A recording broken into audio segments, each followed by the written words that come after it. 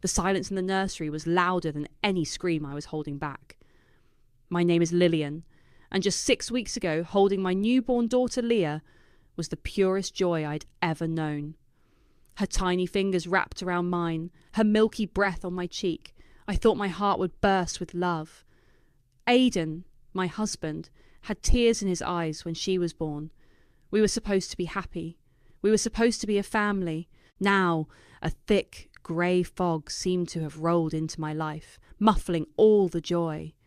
It started subtly, a creeping exhaustion that sleep couldn't fix, a worry that gnawed at the edges of my thoughts. Then it became a monster, whispering terrible things in the quiet moments. What if I drop her? What if I'm not good enough? What if I hurt her by mistake? The thoughts were like shards of glass in my brain. I loved Leah so fiercely it terrified me. "You're just tired, Lil," Aidan would say, his smile a little too bright, a little too forced. It's normal. All new moms feel overwhelmed. His mother, Marin, moved in the week after Leah was born, supposedly to help. Her help felt more like a constant, suffocating audit of my every move. "Oh, Lillian, dear, are you sure you should be holding her like that?" she'd coo, already reaching for Leah. My Aidan always liked to be held more securely. Or, is she crying again? Perhaps she's not getting enough from you. When Aidan was a baby, I always had an ample supply. Her eyes would flick down to my chest, then back to my face with a look I couldn't quite decipher, but it made my skin crawl. Every suggestion, every helpful comment chipped away at the fragile confidence I was trying to build. I'd find myself standing over Leah's crib, heart pounding, convinced I was doing everything wrong. The simple act of changing a diaper became a monumental task, my hands shaking. Marin would often materialise beside me. "Here, let me. You look like you're about to fall apart, dear." Aidan started spending more time at work, or decompressing with friends. "Marin's got things covered here, right?" he'd say, already halfway out the door. "You girls just bond." But I wasn't bonding. I was drifting, lost in a sea of anxiety and self-doubt. Marin's presence became a constant reminder of my perceived failures. She'd hum happily while rocking Leah, a perfect picture of maternal bliss, while I sat on the sofa, feeling like an empty shell. "You know, Lillian," Marin said one afternoon, her voice syrupy sweet as she bounced Leah on her knee, "Aidan was telling me about your grandmother's trust. Such a wonderful thing she did for you and the baby. You must be so relieved to have that security, especially now when you're not quite yourself." I just nodded, the fog in my head too thick to process her words properly. The trust my grandmother Annabelle had left for me, and for any children I might have, was substantial. It was meant to be a safety net, a gift of love. Now, even the thought of it felt heavy. My friends called, their voices bright and cheerful. "How's motherhood? Isn't it just the best?" I'd mumble something non-committal, unable to voice the darkness that was swallowing me. How could I explain that sometimes I felt nothing but a terrifying void where joy should be? They'd think I was a monster. Maybe I was. Last night I couldn't sleep. The intrusive thoughts were particularly loud. Leah was asleep in her bassinet beside our bed, a tiny, perfect angel. Aidan was snoring softly beside me. I slipped out of bed, desperate for some reassurance. Anything to make the horrible feelings stop. I tiptoed into the living room, my laptop in hand, planning to search for postpartum depression symptoms, to see if what I was experiencing had a name, if it was treatable. The house was quiet except for the low hum of the refrigerator. I sat on the sofa, the laptop screen illuminating my tear-streaked face. As I typed, "feeling like a bad mother," into the search bar, I heard a floorboard creak in the hallway, followed by Marin's hushed voice from the kitchen. She must have gotten up for water. I paused, not wanting her to find me like this. Her voice was low, conspiratorial. "Yes, he's asleep. She's been erratic all day. Crying spells, then just staring into space." A pause. "Don't worry, Aidan. Dr. Fuller said these things take time to document properly." Another pause. Then her voice dropped even lower, laced with something that sounded chillingly like triumph. "It's working. Just a little longer, and everyone will see she's not fit. The trust fund is as good as ours." The laptop slipped from my numb fingers, clattering onto the rug. The trust fund, is as good as ours." The words echoed in the suffocating silence of the living room, sharp and cold, slicing through the fog in my head. My breath hitched. It couldn't be. I must have misheard. My mind, already a tangled mess of anxiety, was surely playing tricks on me. I stumbled back to the bedroom, my heart hammering against my ribs. Aidan was still asleep, oblivious. I slid under the covers, shivering despite the warmth of the room. Sleep was impossible. Marin's words, her tone, replayed over and over. Everyone will see she's not fit. The next morning, the world felt tilted, unreal. Marin was in the kitchen, humming as she made coffee, Leah gurgling contentedly in her arms. The picture of domestic bliss was obscene. "Morning, dear," Marin chirped, her smile unwavering. "Sleep well?" I couldn't meet her eyes. "Fine," I mumbled, my voice hoarse. When Aidan came downstairs, I waited until Marin took Leah into the nursery to change her. "Aidan," I began, my voice trembling. "Last night I heard Marin on the phone. She was talking to you." He looked up from his toast, a flicker of something. Surprise? Annoyance? In his eyes before his expression smoothed into one of concern. "Oh? What about, Lil? Was everything okay?" She said you were talking about Dr. Fuller, and about me not being fit, and about the trust fund." The words felt like poison on my tongue. Aidan put down his coffee cup slowly. He walked over to me, taking my hands. His were warm, steady.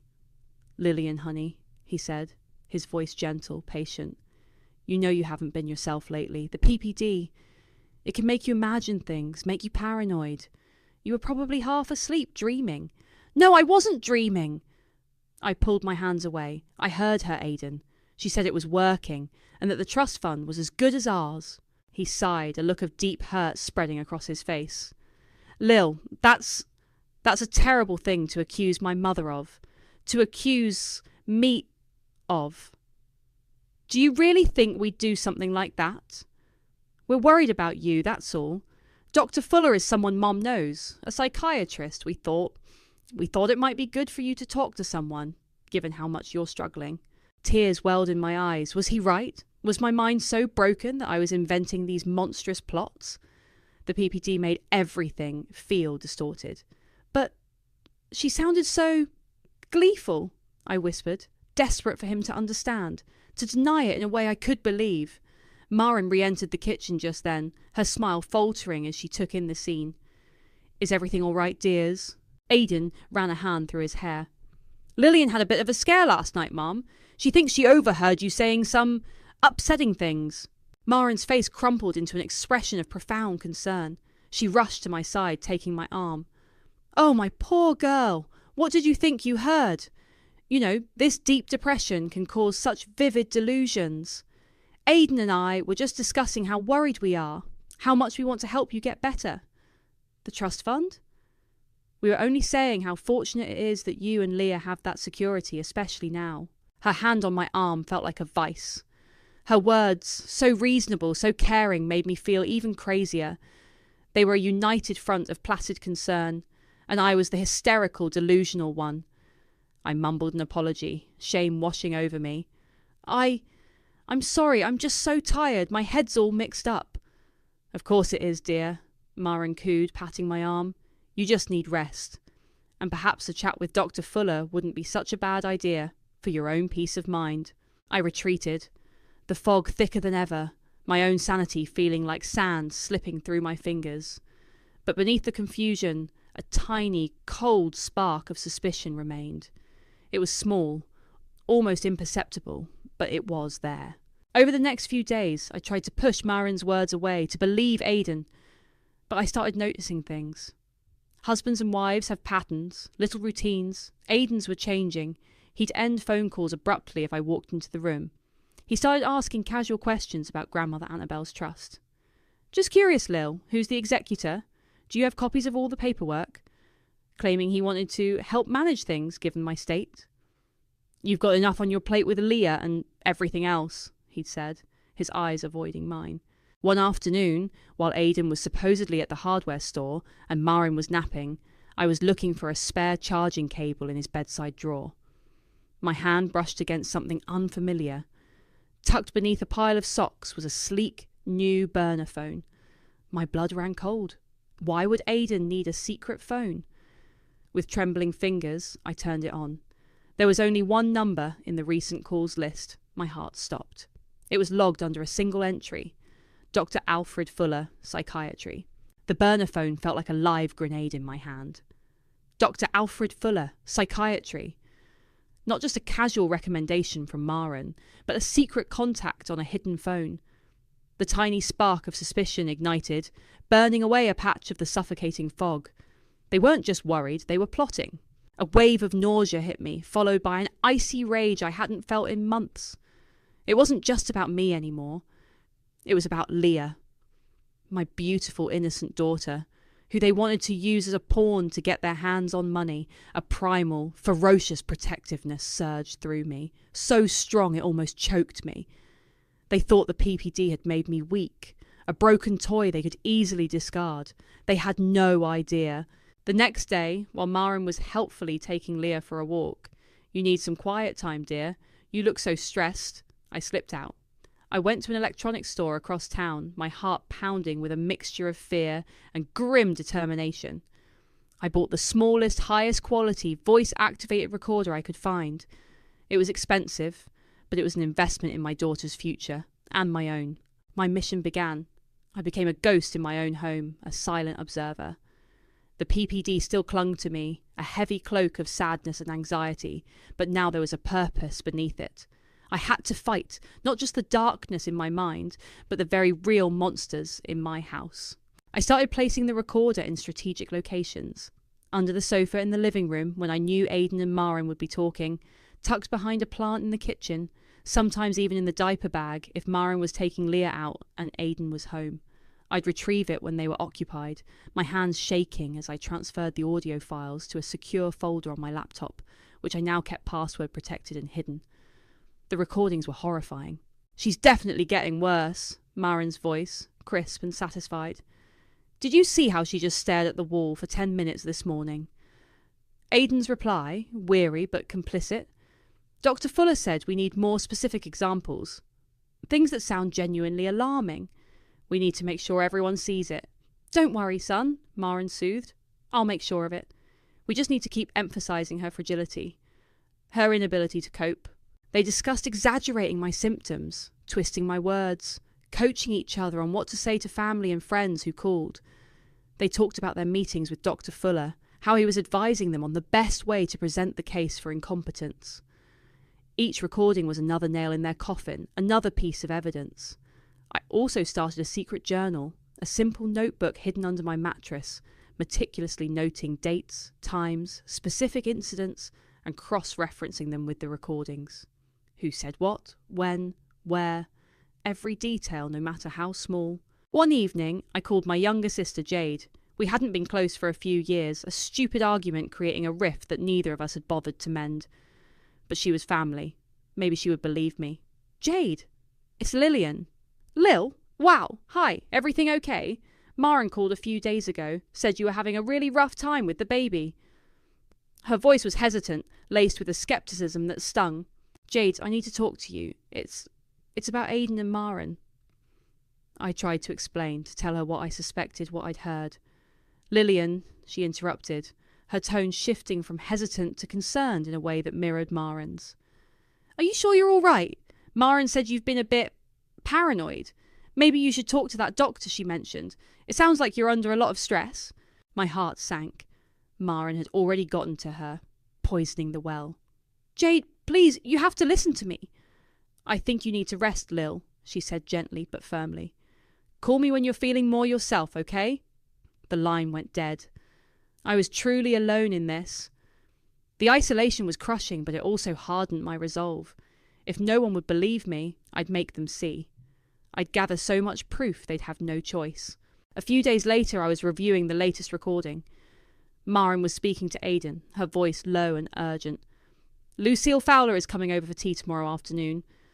I've been telling her how concerned we are about Lillian's episodes. Aidan, I need you to be here. And just before Lucille arrives, I want you to try and, well, say something that might upset her. We need Lucille to witness one of her outbursts. It'll be much more convincing if she sees it for herself. My blood ran cold.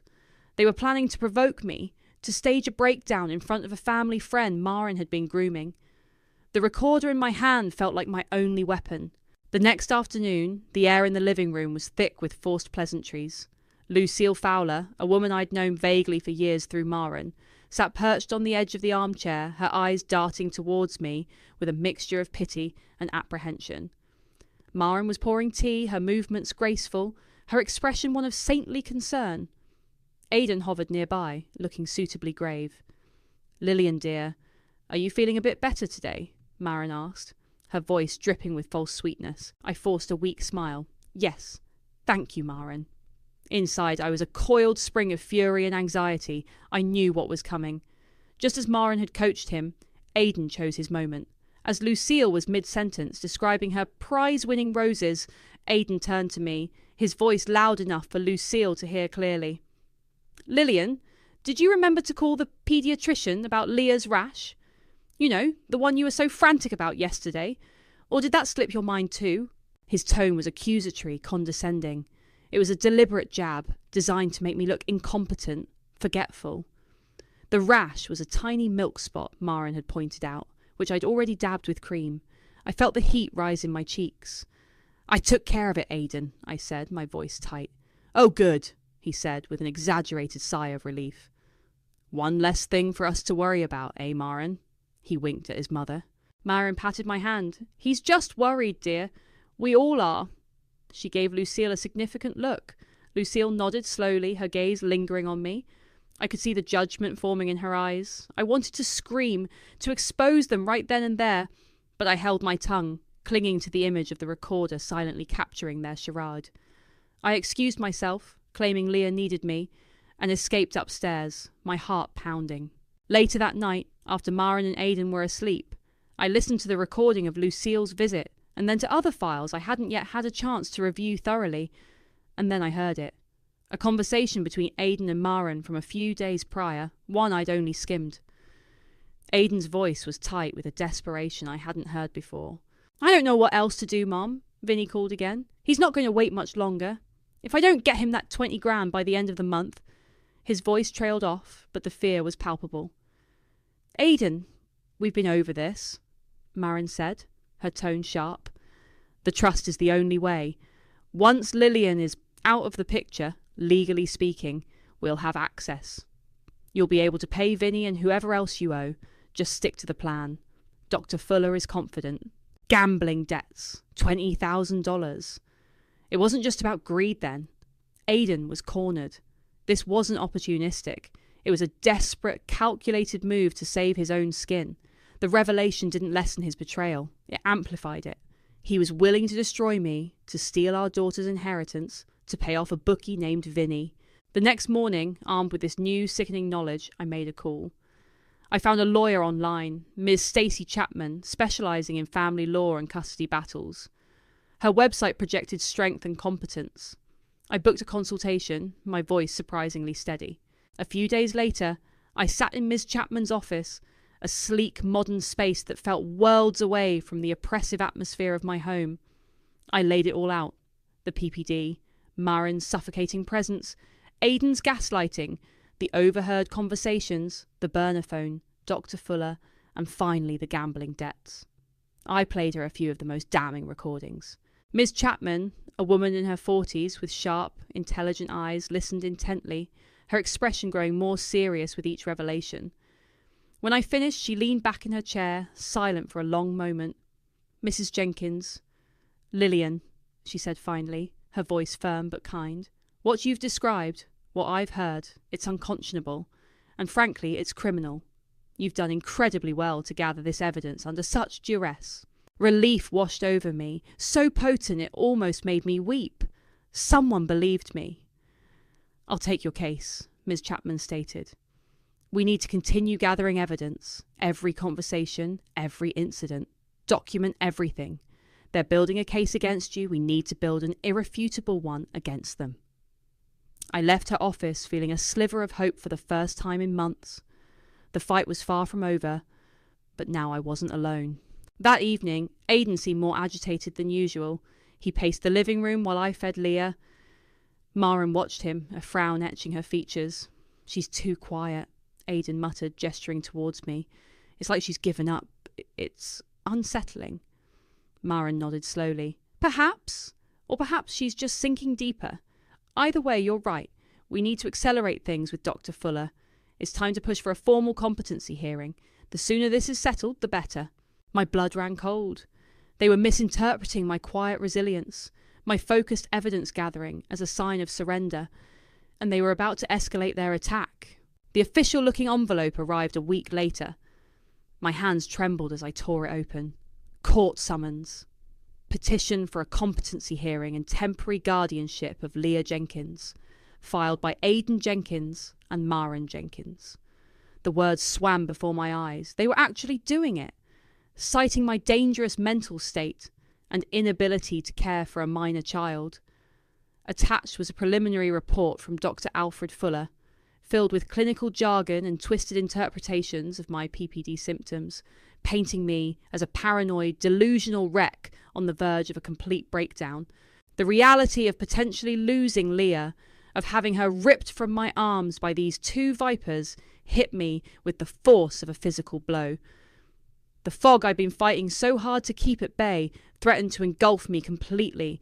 My anxiety spiked, the intrusive thoughts returning with a vengeance. For a few terrifying days, I could barely function. Holding Leah was the only thing that anchored me, her warm little body a shield against the encroaching darkness. Maren, sensing my distress, ramped up her campaign. She was constantly on the phone, her voice dripping with sorrow as she recounted my latest episodes to anyone who would listen. She just stares blankly for hours, you know. And the things she says, so disconnected from reality. We're terribly worried about Leah's safety. She even called Jade again. My sister, to her credit, sounded less convinced this time. Maren called. "Lil!" Jade told me when I managed to get her on the phone, away from Maren's prying ears. She was very dramatic. "Said you accused her of trying to poison your food now." "I never said that, Jade," I cried, horrified. "She's twisting everything. She's lying." I know, Jade said. And for the first time, I heard a note of doubt in her voice about Maren, not me. "Actually, I saw you with Leah at the park last week, just for a minute. You looked tired, but you looked like a mum. Not like the raving lunatic Maren describes." A small seed of hope sprouted. Maybe Jade was starting to see. Ms. Chapman was a rock. "This is their move, Lillian," she said during an urgent phone call. "It's aggressive, but we anticipated it. The report from Dr. Fuller is biased and based on hearsay provided by Aidan and Maren. We fight it with facts, with your recordings. Don't let them break you. Focus on Leah. Focus on the truth." Her words helped. I clung to them like a lifeline. The upcoming hearing loomed, a terrifying precipice. I continued to record, to document, driven by a desperate, primal need to protect my daughter. Every hushed conversation, every manipulative tactic went into my evidence folder. One evening, Maren was in the kitchen, on the phone with Dr. Fuller.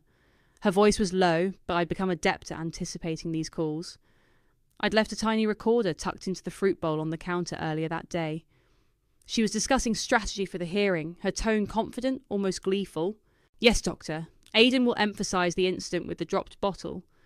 And I'll testify about her increasing paranoia, her refusal to let anyone else care for Leah for more than a few minutes. It all paints a very clear picture." After she hung up, she left her phone carelessly on the counter while she went to the bathroom. My heart leaped into my throat. This was a risk, a huge one, but I had to see. I darted into the kitchen, snatched her phone, and quickly scrolled through her recent texts. There it was, a short exchange with Dr. Fuller. Maren. "He's preparing the final affidavit. Very strong. You'll be pleased." Dr. Fuller. "Excellent. The preliminary hearing is just a formality. With your testimony and Aidan's, custody should be straightforward." My fingers fumbled as I tried to take a picture of the screen with my own phone. Just as I snapped the photo, I heard the toilet flush. Maren was coming back. I shoved her phone back onto the counter, spinning around, trying to look casual just as she walked in. "Lillian, what are you doing in here?" her eyes narrowed, suspicion flickering. "Just getting a glass of water," I stammered, my heart hammering. My hand, holding my own phone, was hidden behind my back. She stared at me for a long moment, then shrugged. "Well, try not to wander around in the dark. You might fall." I escaped, my breath catching in my throat. That was too close, far too close. But I had it. Another piece of the puzzle, another link in their chain of deceit. The text message was damning. The text message from Marin's phone burned a hole in my digital pocket. It wasn't just Dr. Fuller's complicity. It was his chilling confidence. Ms. Chapman had been digging into Dr. Fuller's background, and a few days after my close call with Marin's phone, she called with a bombshell. "Lillian, we've found something significant about Dr. Fuller." Ms. Chapman's voice was grim. "He's not just some random psychiatrist Marin found. He was a medical school colleague of Marin's late husband, Aidan's father. And more importantly, public records show Marin bailed him out of a serious financial mess about 10 years ago. A failed private clinic, significant debts. He owes her, big time." It clicked into place. This wasn't just professional misconduct. It was a deeply personal debt being repaid.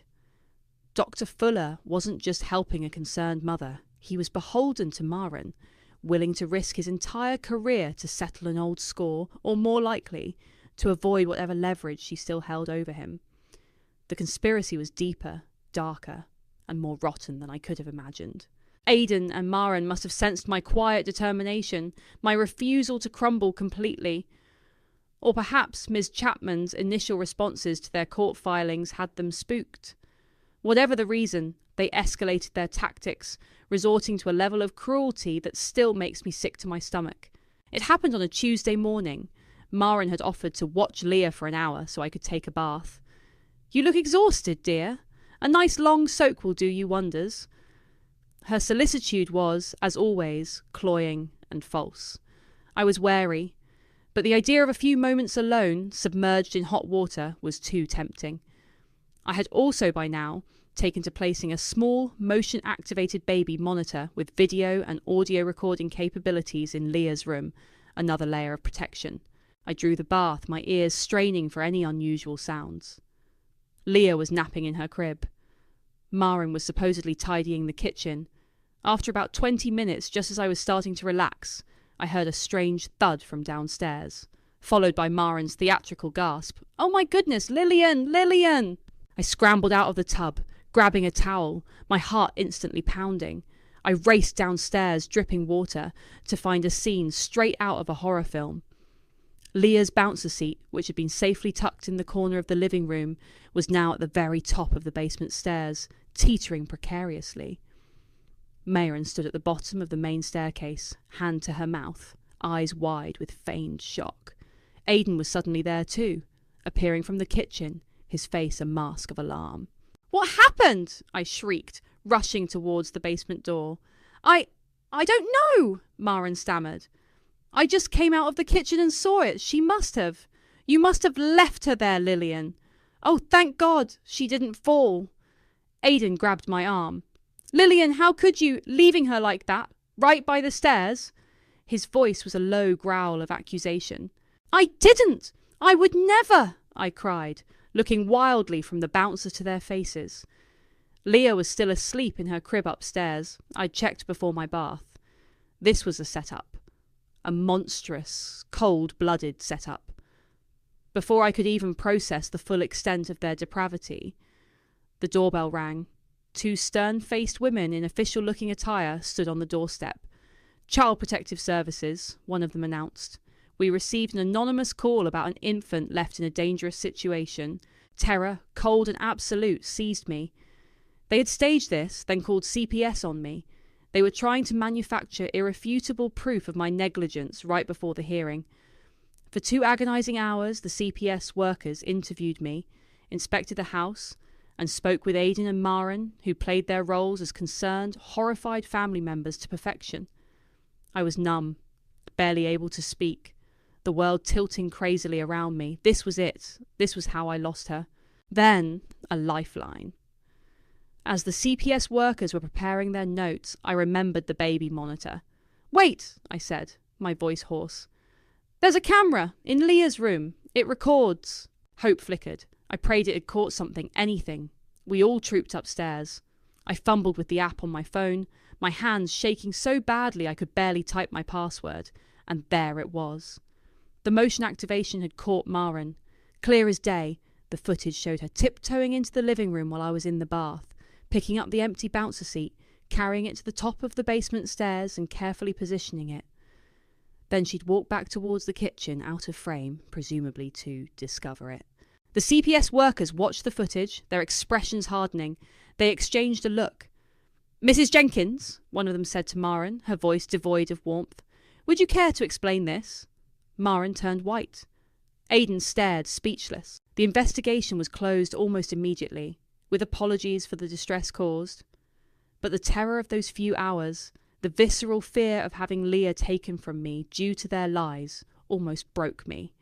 It was their most vicious attack yet, a desperate gamble to secure their victory. The court date was set for the following week. Ms. Chapman was furious when I told her about the CPS incident and showed her the baby monitor footage. "This is good, Lillian. Horrific, but good for our case. It shows their desperation, their willingness to commit fraud." She paused. "We have a strong case with the recordings, the financial motive, Dr. Fuller's connection to Maren, and now this. But," she added, her voice sobering, "court is unpredictable. And Maren and Aidan, they seem unnervingly confident. We need to be prepared for anything." The courtroom was cold, sterile, and suffocatingly quiet. I sat beside Ms. Chapman, my hands clenched so tightly in my lap my knuckles were white. Across the aisle, Aidan and Maren sat with their lawyer, looking the picture of concerned, aggrieved relatives. Maren dabbed at her eyes with a lace handkerchief. Aidan stared straight ahead, his jaw set in an expression of solemn responsibility. Dr. Fuller sat behind them, looking professional and grave. The hypocrisy was nauseating. Their lawyer began, painting a grim picture of my supposed mental decline. He called Aidan to the stand first.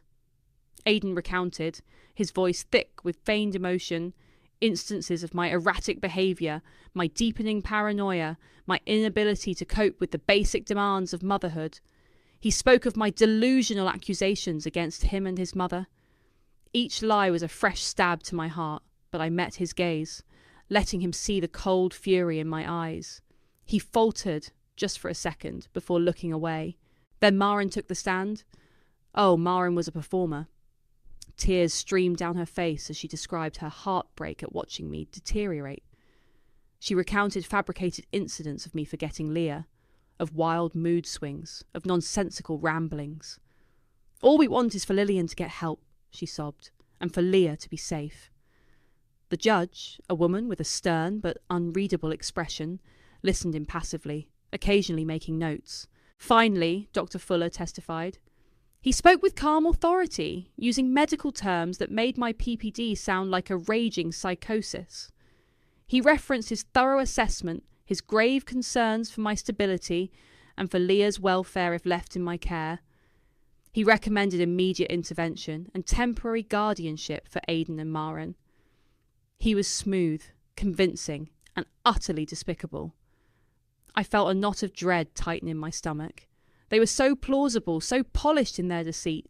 Then it was Ms. Chapman's turn. She stood, calm and composed, a stark contrast to the melodrama that had just unfolded.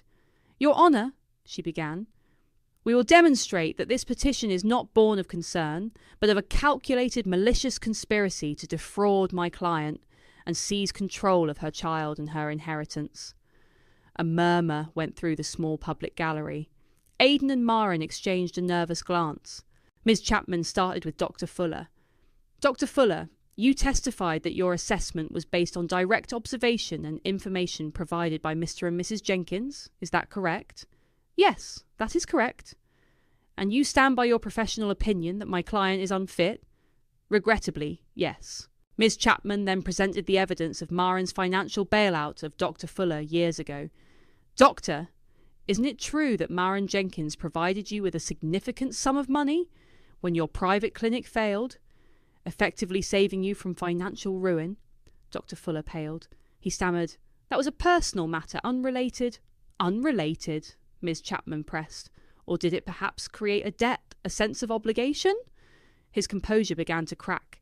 He avoided the judge's gaze. Then came the recordings. Ms. Chapman set up a small speaker. Your Honour, I would like to play a series of audio recordings, lawfully obtained by my client in her own home. The first recording crackled to life. Marin's voice, coaching Aidan. Say something that might upset her. We need Lucille to witness one of her outbursts. Aidan flinched as if struck. Marin's eyes widened in disbelief. Ms. Chapman played another, Aidan and Marin discussing the trust fund. Just a little longer, and everyone will see she's not fit. The trust fund is as good as ours, Marin gasped audibly. Her lawyer shot to his feet. Objection, Your Honour. This is inadmissible. On what grounds, counsellor? The judge asked, her voice sharp. The recordings were made in the petitioner's own home, where she has a reasonable expectation of privacy to record conversations she is party to or can overhear. Overruled. Proceed, Ms. Chapman. One by one, the damning clips played. Their plotting, their admissions of fabricating incidents, their discussions about manipulating Dr. Fuller, Marin's gloating, Aidan's desperate talk of his gambling debts to Vinny. The courtroom was silent, save for their recorded voices weaving a tapestry of their treachery. Aidan's confident smirk had long since vanished, replaced by a sickly green pallor. He stared blankly ahead, defeated. Marin began to tremble, her face contorting in a mask of rage and panic. Dr. Fuller looked like he was about to be physically ill. Miss Chapman then presented the baby monitor footage of Marin staging the scene with the bouncer seat at the top of the stairs, followed by the CPS report clearing me. She presented the text messages between Marin and Dr. Fuller.